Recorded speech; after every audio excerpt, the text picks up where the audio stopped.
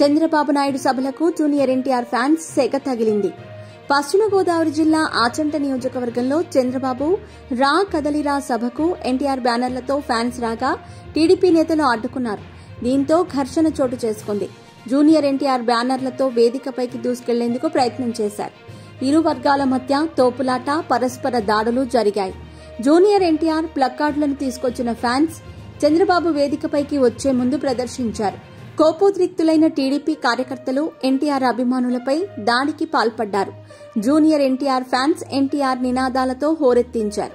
కాగా ఎన్టీఆర్ జిల్లా తిరువూరు చంద్రబాబు సభలో జూనియర్ ఎన్టీఆర్ ఫ్లెక్సీలు కలకలం రేపాయి.